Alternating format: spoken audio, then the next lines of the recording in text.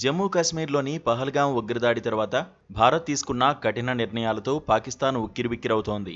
April 22, 2025న జరిగిన ఈ దాడిలో 26 మంది పౌరులు మరణించారు.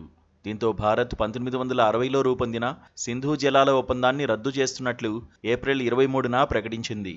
ఈ నిర్ణయం పాకిస్తాన్కు తీవ్ర నీటి ఎద్దడిని సృష్టించింది.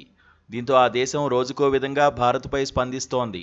పాకిస్తాన్ సైనిక చీఫ్ అసీం మునీర్ అణుయుద్ధ బెదిరింపులు, మాజీ విదేశాంగ మంత్రి బిలావల్ భుట్టో యుద్ధ పిలుపును ఇచ్చినా ఇప్పుడు సింధు జలాలను విడుదల చేయాలని భారత్ను దాయాది దేశం ప్రాధేయపడుతోంది. సింధు జలాల ఒప్పందం రద్దుతో పాకిస్తాన్లో నీటి కొరత తీవ్రమైనట్లు తెలుస్తోంది.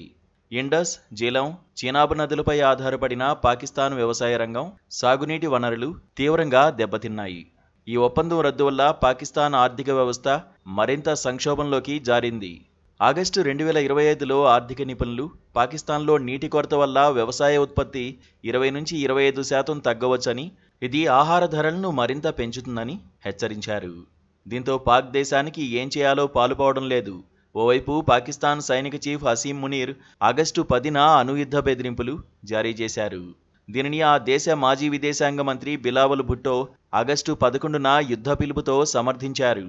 ఈ బెదిరింపులు ఫలించకపోవడంతో ఆగస్టు 12న పాకిస్తాన్ విదేశాంగ శాఖ సింధు జలాలను విడుదల చేయాలని భారత్ను ప్రాధేయపడింది.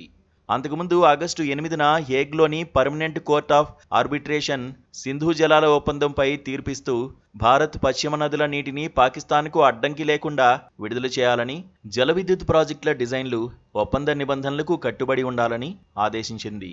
ఈ తీర్పును పాకిస్తాన్ స్వాగతించింది. ఆగస్టు 11న భారత్ వెంటనే ఒప్పందాన్ని పునరుద్ధరించి తీర్పును అమలు చేయాలని పాకిస్తాన్ విదేశాంగ శాఖ కోరింది. అయితే భారత్ ఈ తీర్పును తిరస్కరిస్తూ కోర్టు ఆర్బిట్రేషన్ను భారత్ ఎన్నడూ గుర్తించలేదని, అందుకే దాని అధికారాన్ని అంగీకరించడం లేదని స్పష్టం చేసింది. పాకిస్తాన్ సరిహద్దు ఉగ్రవాదానికి మద్దతివ్వడం ఆపే వరకు ఒప్పందం రద్దు కొనసాగుతుందని భారత్ విదేశాంగ శాఖ కార్యదర్శి విక్రమ్ మిశ్రీ స్పష్టం చేశారు. పాకిస్తాన్ బెదిరింపుల నుంచి ప్రాధేయపడే స్థితికి దిగజారినప్పటికీ భారత్ తన నిర్ణయంపై కఠినంగా వ్యవహరిస్తూ పాక్ తిక్క కుదిర్చే పనిలోనే ఉంది. పాకిస్తాన్ నీటి ఎద్దడి, ఆర్థిక సంక్షోభంతో కుస్తీ పడుతుండగా భారత్ తన ఆత్మనిర్భర్ భారత్ దృష్టిని, గ్లోబల్ నాయకత్వాన్ని మరింత బలపరుచుకుంటోంది. రాబోయే రోజుల్లో ఈ వివాదం ఇరు దేశాల మధ్య సంబంధాలను, దక్షిణాసియా రాజకీయ డైనమిక్స్ను ఎలా ప్రభావితం చేస్తుందో చూడాల్సి ఉంది.